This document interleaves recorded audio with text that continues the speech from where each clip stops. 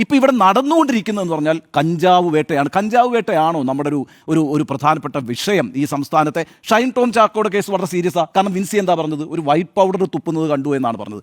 രാസലഹരിയാണ് ഈ സംസ്ഥാനത്തിലെ ഏറ്റവും വലിയ പ്രശ്നം എന്ന് പറയുന്നത്. WHO ലോകവ്യാപകമായിട്ട് പല ഹെൽത്ത് എക്സ്പേർട്ടുകളും ഡ്രഗ് അബ്യൂസുമായി ബന്ധപ്പെട്ട് സംസാരിക്കുന്നതിനിടയിൽ പലതവണ എടുത്തു പറഞ്ഞിട്ടുള്ള ഒരു കാര്യമാണ് ഈ ഡ്രഗ് അബ്യൂസ് ഒരു ഹെൽത്ത് പ്രോബ്ലം ആണ്, അതൊരു ക്രിമിനൽ പ്രോബ്ലം അല്ല എന്നുള്ളത്.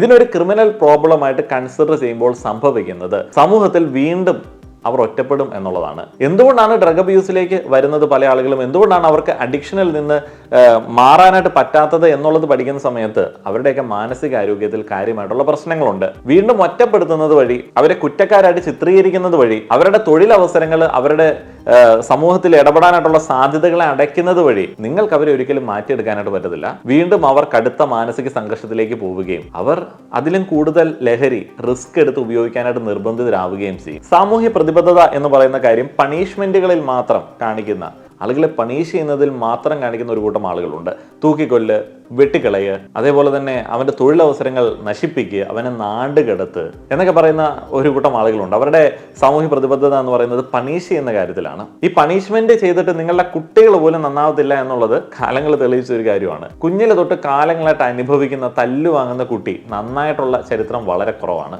അവൻ അവസാനം അപ്പനെയും അമ്മയും തല്ലിയിട്ട് വേണമെങ്കിൽ പുറത്തേക്ക് ഇറങ്ങി പോകാനായിട്ടുള്ള എല്ലാ സാധ്യതയുണ്ട്. തിരിച്ചടിക്കുന്നത് വരെ തല്ലിക്കൊണ്ടിരുന്നിട്ട് ആ ഒരു പണിഷ്മെന്റ് കറക്ഷൻ ഉണ്ടാവാൻ വേണ്ടിയാണ് എന്ന് പറഞ്ഞു കഴിഞ്ഞാൽ ഒരു കാര്യമില്ല. ചിലപ്പോൾ അയാളുടെ ഭാവി ഇല്ലാതായി പോകും, അല്ലെങ്കിൽ അയാൾ തന്നെ ഇല്ലാതായി പോകും.